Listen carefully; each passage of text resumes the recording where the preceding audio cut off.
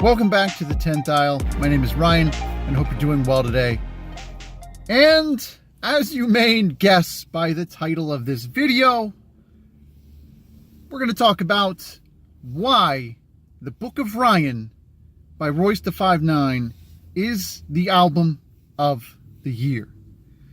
So I've known about this dude for, it feels like ever. I mean, everyone caught him because of Eminem, and he's always kind of put down that flow, and it just, you can feel that like artistic flow. It's just always there. Doesn't matter if he was featuring or collaborating or whatever it is. He's just always really, really excellent. So the first time I listened to the Book of Ryan, I was blown away.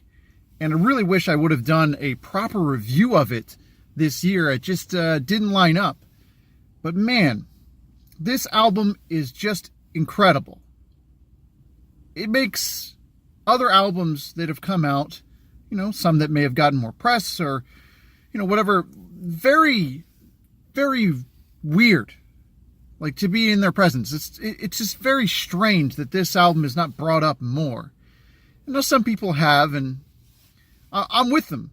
And I'm with them because this is not like one of your good albums. Like, this is a almost perfect album.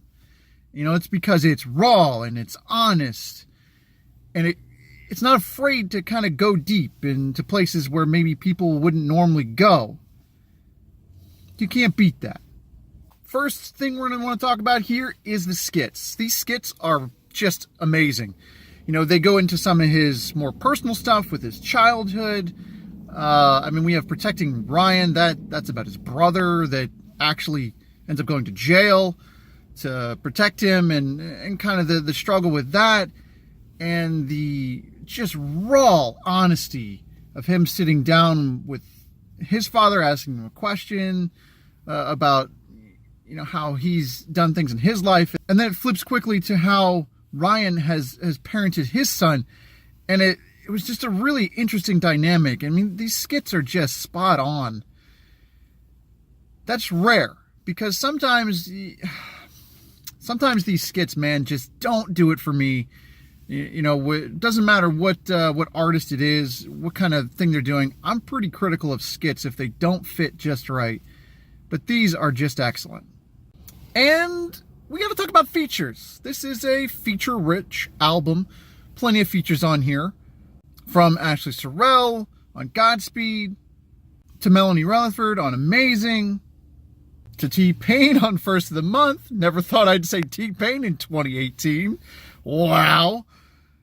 And then, probably a much lesser Eminem on Caterpillar, which is probably the weakest feature on the album. But when we go to the remix of Caterpillar from Logic, out of the water, because of course it's Logic. So very feature rich, and there's something I didn't mention in here. They're good too. That Pusha T, that's okay. Some really good features on here, and there's a comment I can't quite place where it is in what track, but something about like having to have features to make an album. It's like, no, he's done that before. He can do it with or without. It's still good. This time it's just very well crafted, well produced, well thought out. It's really put together very well. And he's got amazing range, from tracks like Dumb, which have a pretty simple flow, but that infectious beat in the background there, to the Cocaine, which shows just incredible emotion and struggle, and kind of being able to actually come to terms with all of that stuff, and the sacrifices that his dad made. It's good stuff there. To Power, which mixes in this storytelling, and these beats just hit, and man, there's range all over this album. It's rare for rappers to have this much range. A lot of them now are pretty one trick kind of thing. This guy always impresses, always brings it. And we love him for it. And Confidence. Man, tracks like Legendary, where he fully goes in and embraces his persona. And you believe him. You believe him when he comes off and it's just like, yeah, I'm going to be legendary. Like, you know it. It's not even cocky. It's just like, yeah, no, you're one of the best out there. We know. People that don't think that he is are out of their mind. And then, you know, we have the tenderness of Anything and Everything, which just shows that he'll talk about literally anything and everything. And of course, Strong Friend is probably the most self-explanatory on the album when we're talking about Confidence, because he is willing to shine a light on all the loss that we've had in the music industry, you know, whether it's, you know, Kurt Cobain to Chester Bennington. You know, he talks about all the stuff around suicide and, you know, the mental stuff. I feel like people that should be talking about it aren't. And this guy, of course, he's talking about it because he's a real person.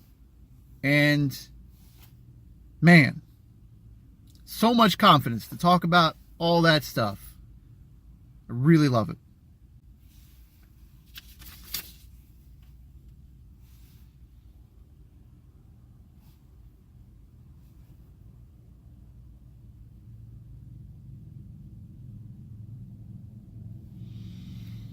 So top to bottom, the album really does it all. I mean, it's got great flow, great beats, the vocal range and the features and all of this stuff. Like, what's not to love? What more do you need? I don't know. You just got to listen to it. And it's so good that I found myself listening to the entire album and then listening to it again, not realizing that it restarted because I was just in that vibe. Not a lot of albums will do that to you, and this one really does. Before I wrap up, I do have some honorable mentions. Dashboard Confessional and Crooked Shadows is probably one of the deeper albums of the year. It's only like 30 minutes long, too, so that one you can actually dive into and listen to, and it's just so deep and heartfelt, and man, I really, really enjoyed that release. So it earns a nice honorable mention slot here.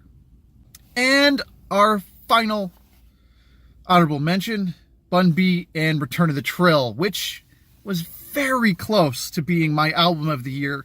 I swear I listened to that album on repeat. I mean, just impeccable flow. So much going on. I mean, he goes in hard on some stuff, but he also knows kind of how to tell the story. And if I'm being honest, probably one of my favorite tracks of the entire year, Gone Away with Gary Clark Jr. and Leon Bridges. It breaks me every time I hear it. It was this close to being in that top slot, but the top slot is reserved for 2018 Album of the Year, The Book of Ryan for Royce da 5'9". You can't beat it. Thanks for watching. I hope you enjoyed. Hope you come on back here to the 10 dial. Have a nice day.